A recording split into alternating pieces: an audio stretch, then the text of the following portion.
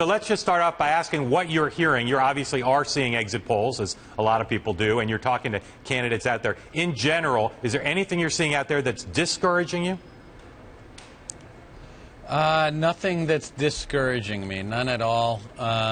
In fact, it's sort of just a little bit of the opposite. I'm going to overhype it because, you know, all these anecdotes, it's hard to, you're sort of chasing rabbits all the time. But the Virginia situation is one that is sort of bubbling up here at the RNC and around, I think, Washington, and that's what I'm hearing among the press corps. If Ed Gillespie wins, it proves he can be National Committee Chairman and still go on to something great. Yeah, right. Exactly. Man, I'm going to be on Jon Stewart later. I better get ready for these jokes. Mr. Chairman, we're hearing that CNN is projecting that John Kasich, your friend, has won the Ohio governorship. That's not going to come as a big surprise to you, I'm sure. But talk to us a little bit about what a big national figure John Kasich could be if he wins re-election by a large margin, as many expect.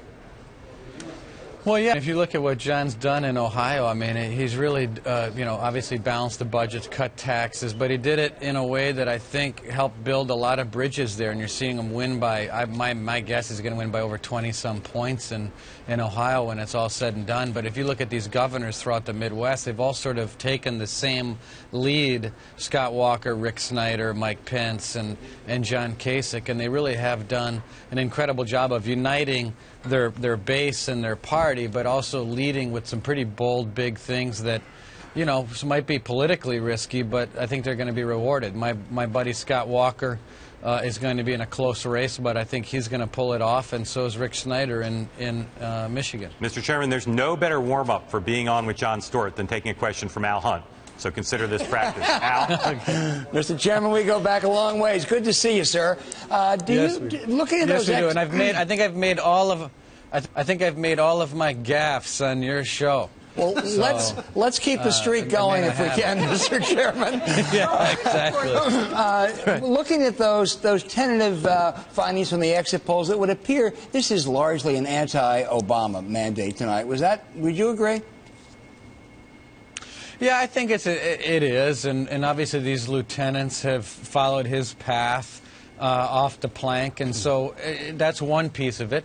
The other piece is that you've got to put a good team on the field, and I think if you look across the board, we've put a good team on the field, and then it takes a ground game and all the mechanics and boring stuff that our party has to be better at to get the whole job done. Anita Dunn has a question, Mr. Chairman. Hi, Mr. Chairman. Yes. Good to see you. Hi. So. Nice to see or hear you. Yes. Okay. Well, you know, besides the fact that you haven't fulfilled Al Hunt's wish that you continue your string of gaffes, let me give you another chance here. Okay. Okay. Thank you. At least according to some of the early exits in some of these states, it looks like the Republican Party will not have succeeded in reaching out to some of the communities, diverse groups that have gone overwhelmingly for Democrats in presidential election years. Was this the result of just not trying in this midterm, or do you feel like this is an area where you still have a lot of work to do? Well, I mean, I think we have a lot of work to do, but I kind of, I guess, reject the premise, because I think what you're going to see is that in Hispanic and black communities across the board, we've made significant gains. I think if you look in Colorado, I know it's really early to prove any of this stuff, and I'm sure people will analyze it later, but we've actually done very well there. And in some polling, Cory Gardner was winning Hispanics against Mark Udall as a whole in Colorado. And if that comes to pass, that we actually, whether we win or get very close to winning on the Hispanic vote in Colorado, I think that's going to be a big story. We've put an unprecedented amount of money in engagement efforts, Anita, in Hispanic communities and black communities for 2 years now. I don't think it's going to just take 2 years or 4 years. This is like a 20-year program that we have to be better at. Mr. Chairman, if you bomb on Jon Stewart, tell him you're twice as funny as Tommy Thompson and Scott Walker combined. That's my advice. No problem.